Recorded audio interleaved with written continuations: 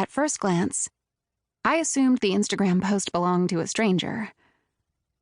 I squinted at my phone to see if the face of a distant cousin or an old high school friend of a friend would come into focus.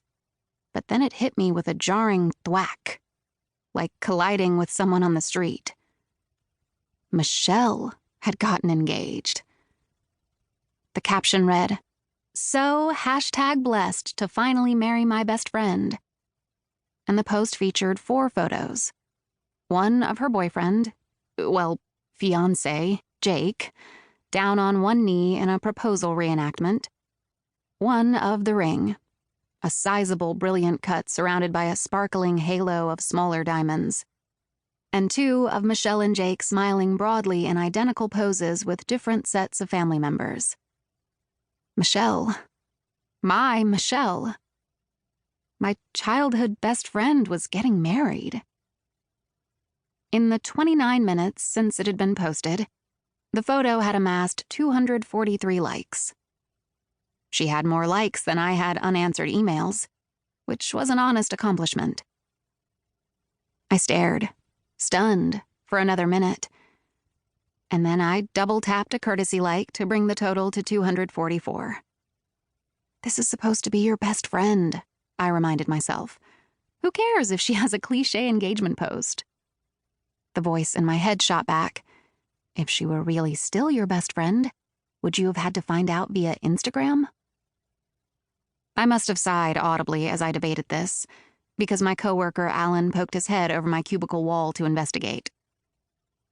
If you blew off that meeting because you were out here Instagram stalking the hot new intern, I swear, he mock scolded, crouching behind my desk chair to peek over my shoulder and take a closer look at my screen.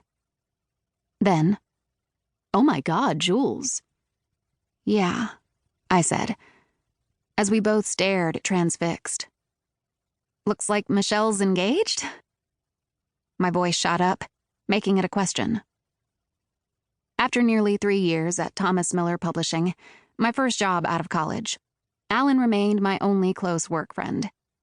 Sharing a cubicle wall had quickly turned into sharing a daily 3 p.m. coffee break, and our constant proximity had fostered a work-spouse intimacy between us. Alan knew the entire story of my 17-year friendship with Michelle, and so although he had never met her or visited our tiny Alabama hometown, he had some idea of what the news meant to me.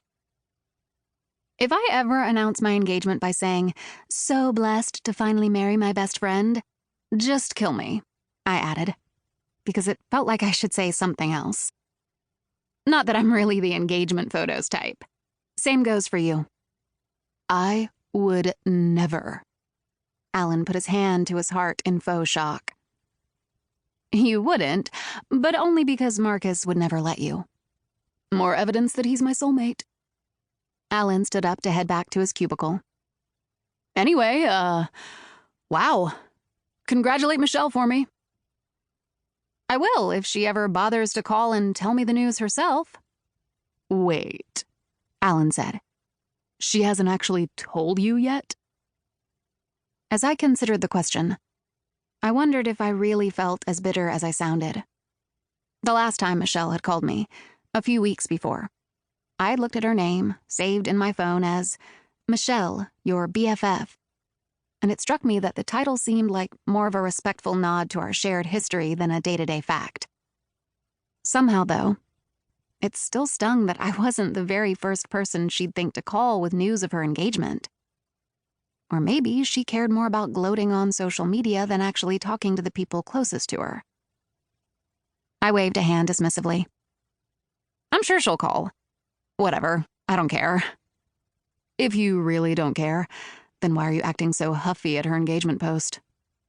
He raised an eyebrow at me in a "caught ya" expression. I'm not huffy, I said, annoyed. And you're the only person I know who would use that word. I added, softening. How am I huffy? You were aggressively sighing. I heard you. I was aggressively sighing because I accidentally bought a soggy sandwich for lunch again. Stop going to that cheap deli.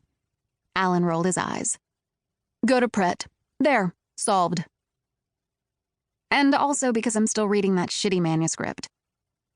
He pushed up his horn-rimmed glasses, the Warby Parker frames that every guy in the office under 35 seemed to be wearing, moving them higher on his nose. Well, the last manuscript to come across my desk was about a post-apocalypse zombie hunter love triangle, so I don't even want to hear about it. Pass. What about me screams, dystopian teen romance editor? He snorted out a laugh. Actually, don't answer. Sounds hot? It's not. What do they think it is, 2008? Hunger Games has been over for a decade, he half shouted.